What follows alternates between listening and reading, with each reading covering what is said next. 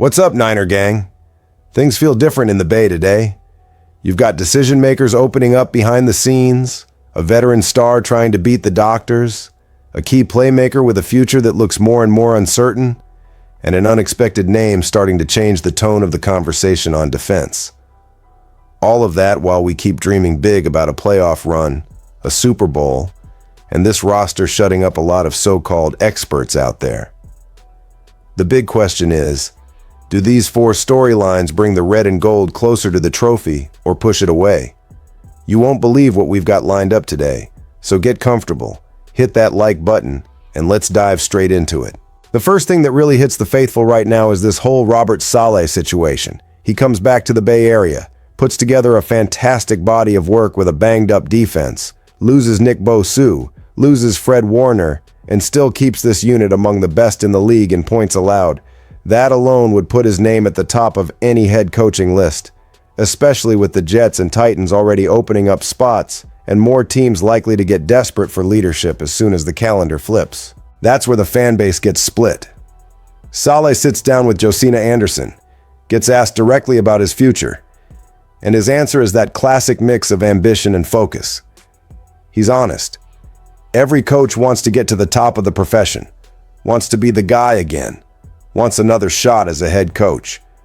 But at the same time, he swears his mind is locked in on doing right by the guys in this locker room right now, pushing the 49ers into the playoffs and, in his own words, trying to do some damage and maybe even host a Super Bowl in our own building. How do you react to that as a fan? Some go straight to paranoia and think, if this defense keeps playing at this level, he's gone in the next cycle. Others say, if he's this locked in, then ride it and try to win it all right now. Even if it's just 1 year, a coordinator like this can be the difference between going home early in January or making a historic run. He keeps saying he's not thinking about it, but the rest of the NFL definitely is. And the question that won't go away for the Niner gang is simple. Would you risk everything for one all-in year of Saleh in full mission mode chasing a Super Bowl, even if you know it might be his last dance here? If that bet hits, nobody is going to remember the risk. They're only going to remember that Lombardi parading through the Bay Area in red and gold. When we talk about the heart and soul of this defense, you immediately think about Fred Warner. His situation has turned into the kind of storyline that leaves every fan stuck between hope and fear. Officially, the organization isn't counting on him to be back for the playoffs, but every quote coming out of Levi's Stadium makes it sound like Warner is trying to write a different script. John Lynch spoke with Matt Maiocco and basically admitted it. This guy simply does not accept the idea of watching from the sideline, even with an injury that, for most players, would mean season over, and that's it. Then comes the detail that changes everything. Warner is spending hours every day in a hyperbaric chamber. He's at the facility all the time. He's doing everything at the edge, maybe even past it. And this isn't just empty talk like, yeah, I'll try to be back. It's an almost obsessive process. But strategically, there's another side. The doctors aren't just saying it's unlikely. They're saying his timeline is on the wrong side of the recovery window. A fractured and dislocated ankle doesn't just heal because a guy wants it more than everybody else. And yet, according to Lynch, even the doctors are looking at Warner and saying, let him rehab as if he's coming back for something big, and we'll see where he's at. That's the organization quietly admitting they might be dealing with a physical and mental outlier. A small chance for the wild card, a better shot for the divisional round, a much stronger possibility for the NFC Championship game, and something close to good luck stopping him territory if the Niners make the Super Bowl. If the red and gold can put themselves in position, are we about to witness one of the greatest comebacks of the modern era? Just the possibility changes the mood, the energy, and even how the rest of the roster prepares. People on the outside might doubt the timeline and say it's unrealistic, but inside this fan base, we know what this guy is made of. You just don't bet against Fred Warner, ever. While we're talking about leaders doing everything they can to get back on the field, there's the other side of the coin in Santa Clara.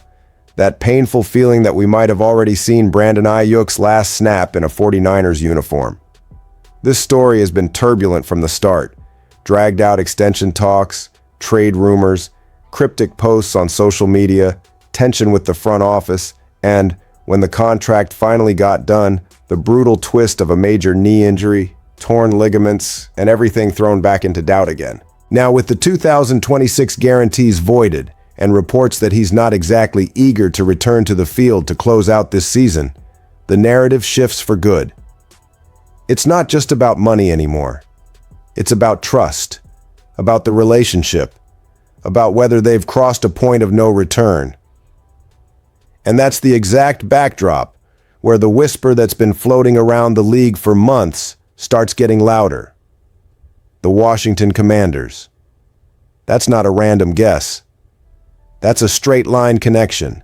You've got Jaden Daniels there, Aiyuk's former teammate at Arizona State, a young quarterback on the rise with real chemistry and history with him. You've got Adam Peters there, a direct disciple of John Lynch, a guy who knows the full Aiyuk package from the inside. The strengths, the challenges, the personality, the way he impacts the field and the locker room.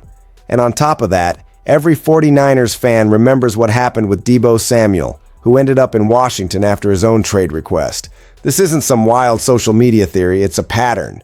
From a strategic perspective, just imagining Aiyuk leaving hurts. A fully healthy, locked-in Aiyuk is an elite piece. Sharp route runner, reliable hands, physical enough to win through contact, and capable of being a true number one receiver. Losing that, whether via trade or release, means reshaping the offensive plan for 2026 and trusting the front office to flip that asset into something that at least keeps the level where it is now, or, in a perfect world, raises the overall ceiling of this offense. So the big question for the 49ers faithful is this: is there still room to believe in a reconciliation, or have we already gone past that point?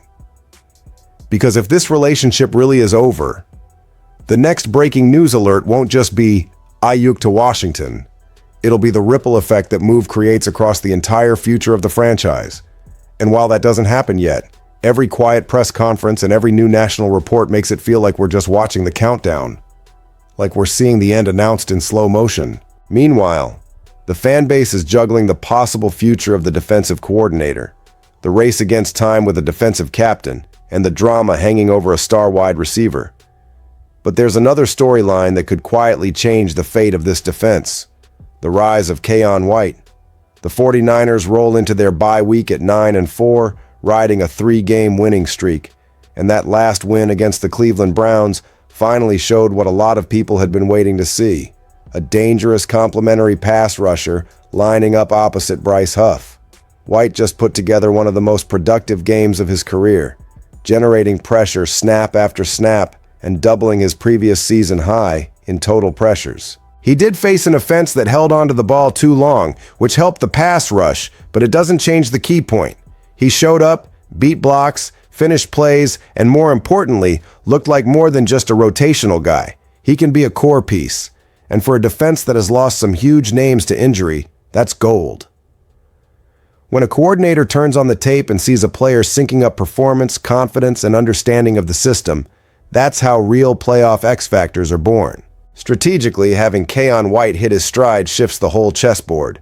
Bryce Huff is explosive and technical, but he's always profiled as the ideal number 2, the guy who wrecks games if there's someone on the other side pulling attention away.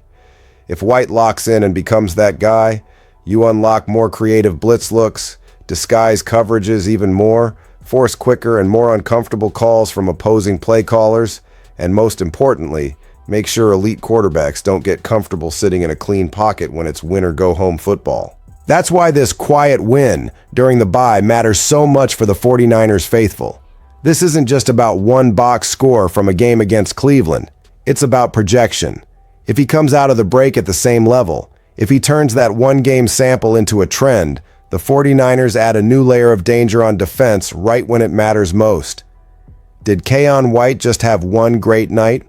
Or are we watching the birth of the next trench nightmare in red and gold? Offenses already respect the scheme, already prepare to deal with Huff, with Saleh's adjustments, with the noise and energy at Levi's Stadium. If White cements himself as a consistent factor in that mix, every third down turns into an extended nightmare for the other side. And one more reason for this fan base to believe. With all these storylines crossing the red and gold's path, it feels like we've hit that point in the season where every detail matters. A coordinator shining while his future becomes a national talking point. A spiritual leader of the defense fighting the clock and the medical reports. An elite playmaker who might be closing his chapter. And a pass rusher quietly tilting the balance of this defense. All of that is shaping who the 49ers will be when January football kicks in. Now I want to hear from you.